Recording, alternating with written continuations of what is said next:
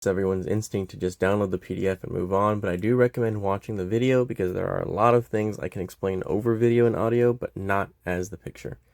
Anyways, please like and subscribe so I can continue to make free patterns. This will be free for 1 week before I paywall it, so get in early. I will make more free patterns in the future, so stick around. So welcome to my video where I'm going to show you how to make what I call the Everything MoneyClip wallet. I'm calling it the Everything MoneyClip wallet because you can adjust it to have everything you want. Do you want it to have vertical pockets only? Easy, just cut that part out 3 times and add it to the wallet. Done.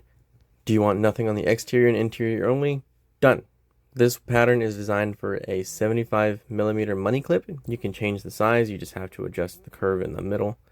And I would advise to allocate around 1.5 square foot of leather to make this pattern. You can get away with less if you have really precise cuts, but this is just the way I do it. I think it's easier for me to work with it this way. I have also included a margin for every cut if that's your thing. I personally don't for the majority of it, but sometimes I do. On things like the interior pockets, I will. Keep watching and I'll show you what I do personally. So just cut out all the pieces as indicated. You could pre-cut all the holes. I personally do it at the end, except for very few pieces. And you also have the option to cut the pockets with the curve or without the curve. I usually do it without, but I'm going to do it with this time, and at the end I'll show you 2 different wallets that have curved and uncurved pockets. And at this step I start to bevel the edge, and after I bevel both sides of the edge, this is where I start to thin it out. This is a 3-ounce leather that I'm going to thin out to probably 2 ounce, maybe 1.5, somewhere around there. You really want to thin this out. You do not want bulky pockets because it'll be hard to put cards in and out of there. And after I do that, I'm going to crease the edges. This is optional. I think it looks really cool, so I'm going to do it, and this is the time to do it. Alright, and then just finish off the edge, a little bit of toconol, burnisher, more toconol, canvas, you know how it works. And in a second I'm going to show you the end result. Some people are better at doing this, some people are worse. As long as you make it look decent, you're good to go. This pattern is meant for intermediate people, and here's how it looks. I think it looks relatively good. I'm pretty happy with that. And something that I do definitely add a large tolerance to is the pockets, especially the sides that shoot out. So I will point where I'm going to put my stitching holes, and I'm actually going to extend these pockets larger than I need to, because when I apply everything together I can cut off the excess and everything will line up perfectly. You'll see that later on in the video. And same as before, this is the point where I start to bevel the edge, thin it out from the back, and then I start to crease it. And it's the same thing for every single pocket that I do. Work on both. You have the video now, so you know exactly what to do. And next step will be a little bit weird. In this case, I actually thinned out the pocket afterwards, but I guess it doesn't super matter for that part. It's not going to be affected by anything else.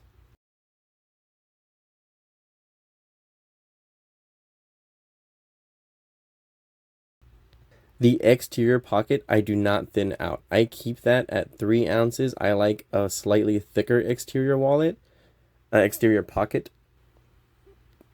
And that hole in the middle is going to be for additional cards. If you don't want additional cards, that's fine. You don't have to do it. I see no need why you shouldn't, so I'm going to do it.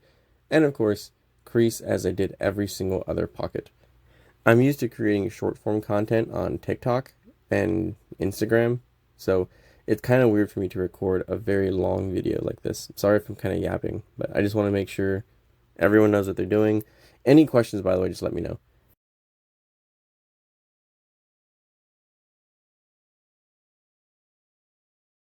And this is where I cut out the middle sleeve for the money clip. Something very important is going to happen here. Something that you have to remember to do, because if not, it's not going to work out. The leather will split potentially.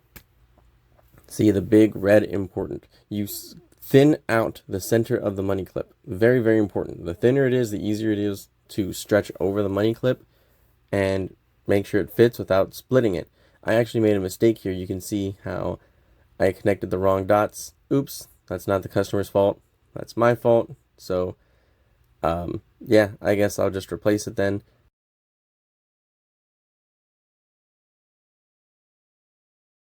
I guess lucky for the customer, because now I will replace it with some olive butero. The exterior is 5 ounce in this case.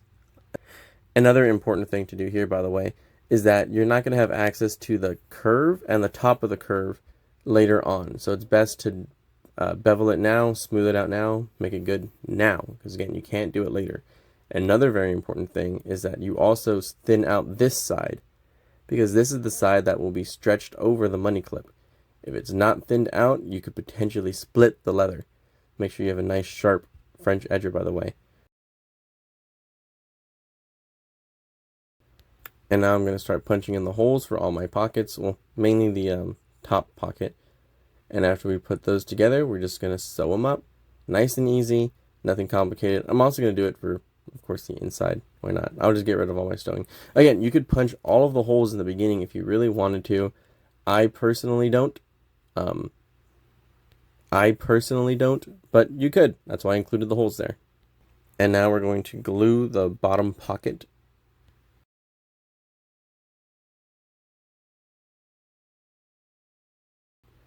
And you could cut off the excess when you're done. For example, here's the end. Cut off the excess there. We don't need it.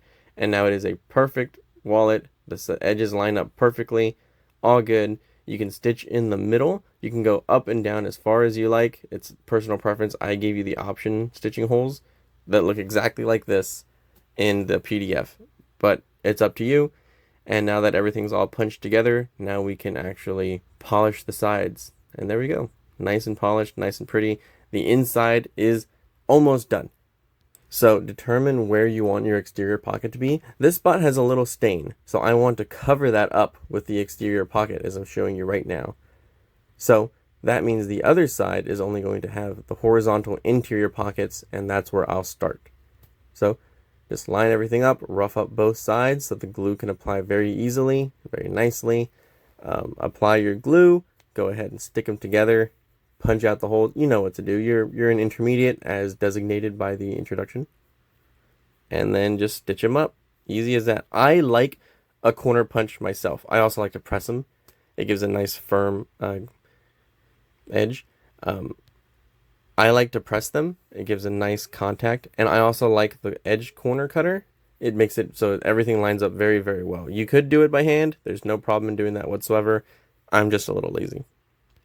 So after you saddle stitch it up, just burn off the thread, you know what to do, and now we can start to work on the other side. Oh, also tamp your threads if you'd like. Sometimes I do, sometimes I don't. I prefer to just press everything down most of the time like I'm doing now. Good contact, makes burnishing easier in the future.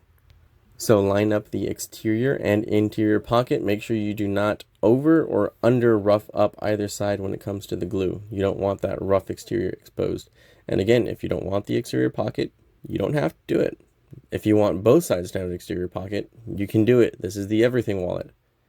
If you guys would like any adjustments in the future, perhaps 3 pockets on the inside instead of 2, let me know. It'll be pretty easy for me to make that pattern. And of course, it'll be free for 1 week before it's stuck behind a paywall. Oh, make sure to poke out the holes for the exterior pocket. I forgot to do that earlier. So you can definitely cut the slit with just your knife. Very easy to do. But I do have this horizontal card pocket cutter that I'm going to use. Again, just because I'm lazy. It gives a perfect cut every time. But do it by hand if you don't have one of these. Very easy to do. And now to polish the inside so the cards go in and out real smooth, I put a fake card in and bevel both sides. See? Bevel, bevel, bevel. And then so the tokonol does not stain the exterior leather where you're actually going to see it. I put the tokonol on the inside against the card. That way you won't see it on the outside. Everything looks great. And then after you do that, you can bend the card slightly. Don't go too crazy like this, just to see how it looks, and then give it one more polish. And now it looks great. The card should slide in and out very easily. So, same as before, glue up both sides. Try not to use too much glue. I tend to use, like, this is too much glue. You don't need this much. But in this case, it turned out okay. If you use too much glue, you will get that dark line between the layers, and you don't want that. I don't want that. So try to avoid too much glue. I see a lot of people use a lot of glue. You don't need to do it. I also personally use Acrylum 315. Again, a lot of cowboys on Facebook like to use contact cement for everything, like barges. It's very toxic to your health. Don't do that. You don't need to do that. If you're making something like tack or like a saddle, you know, you're fine. You can use barges, but in this case, unnecessary. Once again, I'm just going to tamp down the edges, use my corner punch to round them out, mark my stitching line. This is a 3mm stitching line indicator. You can use 4mm. I believe the pattern is a 4 or a 3mm, where I have my stitching holes. That's up to you. The wallet I show you at the end will be 4. I personally like 3. It gets it close enough to the edge where it looks real slick and smooth, and I sewed it all up, as you can see. So before I crease the pockets, I did sand all the edges, and now I'm going to bevel them and not polish them up yet, but just get everything nice and smooth and toned down. So now this is the case where I can start creasing everything that I missed before. That'll include the interior pockets, the exterior. Again, completely optional. I think it looks sick. It's something that you don't really notice, but it's a hidden luxury. You know what I mean? There it goes. Looks cool, I think. Again, optional. And now let's smooth out the edges. That is nice and smooth. So this next part is going to be the hardest part of making this whole wallet, and it's putting in the money clip with the sleeve. It's hard to do. It's hard to explain. Ignore the extra holes here, by the way. In the future, I did poke the holes incorrectly. That was my fault. I fixed them, and luckily you won't see the holes. In this case, I do use barges, and I have on a mask in order to protect my lungs. Do protect your lungs. No one's looking at you. No one thinks you're tough. Protect your lungs. So you're kind of going to I do rough up the money clip, and I glue both sides because this is a solvent glue, you know. And so in order to stitch this money clip sleeve to the actual wallet itself, you're going to start with a baseball stitch. And so the baseball stitch, whenever you get maybe 3 or 4 holes down, then it becomes much easier to continue. So this is how I do it.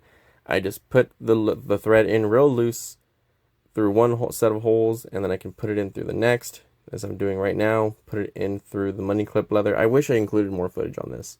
It's annoying to do, it's weird to do, but you guys can do it. Again, this is the hardest part. And then once it's done, it'll look nice and sleek on the inside. And good job, you're gonna be done.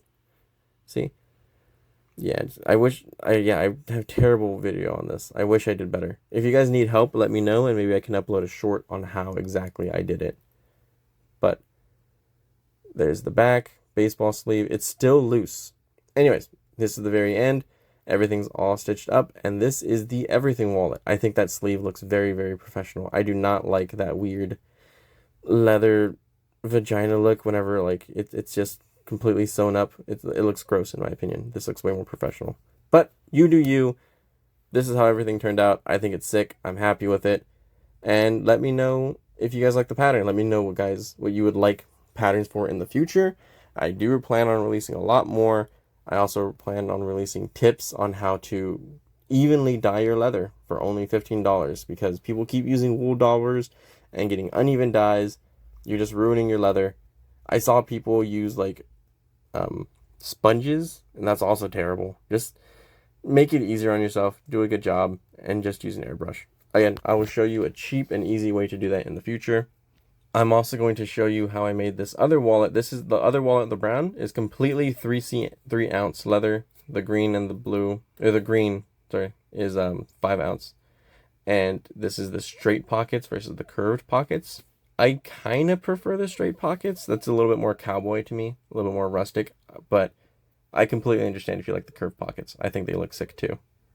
Anyways, make sure to like the video, subscribe, and I'll see you next time. All right.